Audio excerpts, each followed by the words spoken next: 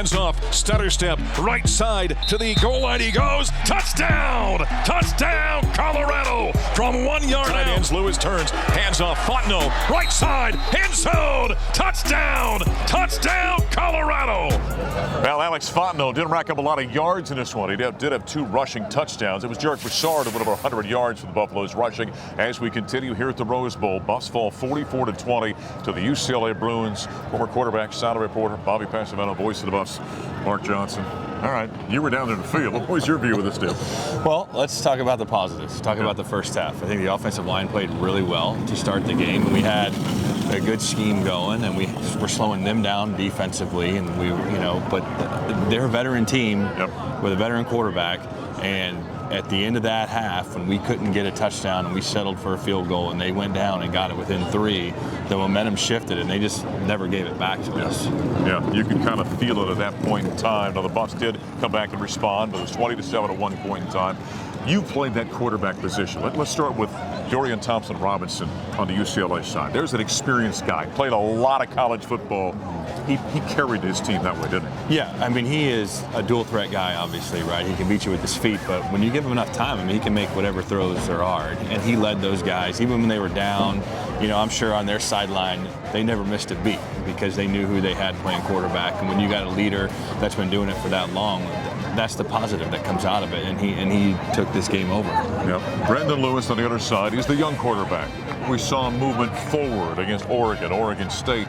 First half, it was there. Things began to sputter in that second half when the pressure then was on him where he had to make the plays. Like we saw DTR make plays for UCLA. That's a lot to ask of him. It's a growing process, I guess, right? Yeah, it is, right? I mean, when we were in the first half, when we were running the ball and moving it, it was easy to drop back and throw it, right? Because that's football. But when, they found a way to stop our run game in the second half, so when we had to lean on Brendan to throw it, he just not getting through the progressions yet, not making the best decisions and not making the best throws. But that comes with time, and it's a tough learning process that he's going through right now. And many of you heard me say this on broadcast before. Life and sports are tough teachers. They give you the test, then the answers after the fact. And that's one thing that Brendan Lewis is dealing with right now. One of the veterans on this team is a tight end, Brady Russell, and he talked after the game.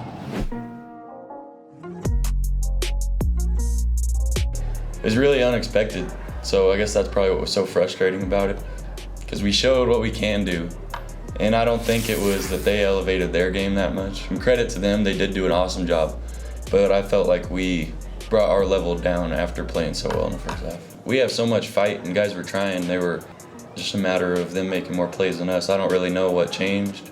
I don't know, it was a weird feeling. It was deflating for sure, but it didn't change what we need to come back and do next week. So, one thing I pride myself on is having a neutral mindset. So, I don't care if we're winning, if we're losing. I think I've been a steady guy the entire year. Staying the same as I have been and harping on guys the same and pushing them the same way that I have been is really important to keep us going in the right direction, because when we have the highest of highs, I don't want to be acting different than when we're all the way down here, because it shouldn't affect the way you're acting. You need to come to work the same way every day. So. There's the tight end for the Buffaloes, Brady Russell, as we continue with Bobby Pesavento.